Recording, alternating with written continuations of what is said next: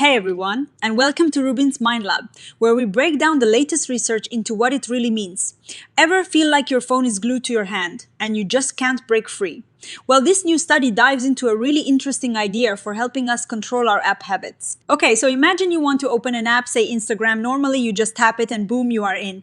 But what if there was a little pause, a tiny bit of friction right before you got in? The idea is that this little pause makes you stop and think, do I really need to open this right now? This is what is called a friction intervention. It's designed to slow down our automatic habits.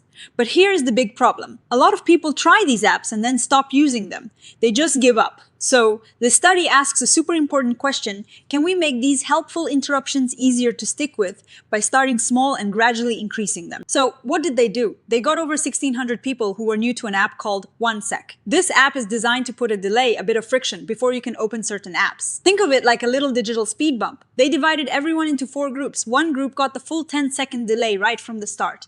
The other groups got a gentler introduction. For example, one group started with a 3-second delay, then moved to 6 seconds, and finally to 10 seconds over 6 weeks. They wanted to see if this gradual approach made people stick with the app longer. And here's the surprising part. After 6 weeks, they looked at how many people were still using the app. And guess what? It didn't really matter if you got the full 10-second delay right away, or if it was introduced slowly. In all groups, a lot of people dropped out. We're talking about 65 to 70% of people just stopped using the app.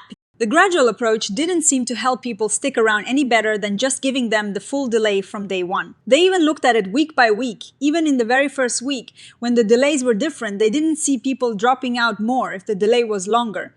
It was pretty much the same across the board. So it seems like the initial shock of any interruption, rather than how long it is, might be the main reason people bail. But here is where it gets interesting. For the people who did stick with the app, the ones who didn't drop out, they found something else. When the delay was longer, these users were more likely to dismiss the app opening attempt. What does that mean? It means the longer delay was actually changing their behavior, making them hesitate more and sometimes decide not to open the app at all. So, the delay duration seemed to influence what people did with the apps they were trying to access, but it didn't make them stay with the intervention itself. So, what is the big takeaway? This study suggests that slowly increasing the friction or delay isn't a magic bullet for getting people to keep using these apps.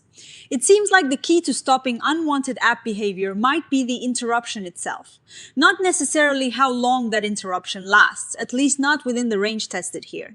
And importantly, the things that make an intervention work well might be different from the things that make people stick with it. This is a really important point. The study is saying that if you want to change how people use apps, like making them dismiss more attempts, the duration of the delay might matter. But if you want to make sure people keep using the app in the first place, it's probably more about the fact that there is an interruption rather than how long that interruption is. It's like a reminder that you're about to do something on autopilot. And here is a really fascinating twist. When they asked people what kind of delay they preferred, most people actually liked the idea of a delay that increases over time. They preferred the gradual approach, but the data showed that this preferred approach didn't actually make them stick with the app any better. This highlights a common challenge in designing helpful tools. What people think they want isn't always what actually helps them long term. So, what does this mean for us? This research suggests we need to be more specific when we think about making digital tools. Instead of asking, is this feature effective? We should be asking, what specific goal does this feature help with? For example, longer delays might be great for making people pause before opening an app, which is a great way to shape their immediate behavior.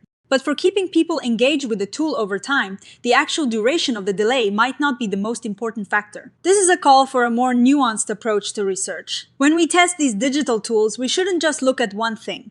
We need to consider different outcomes, like how much behavior changes and how many people stick around. Because what makes a tool really powerful for changing behavior might be different from what makes it easy to use every single day. What do you think about these findings? Do you prefer gradual changes or diving right in? Let me know in the comments below. And if you found this breakdown helpful, please give this video a like and subscribe to RUBIN'S Mind Lab for more science explained simply. See you next time.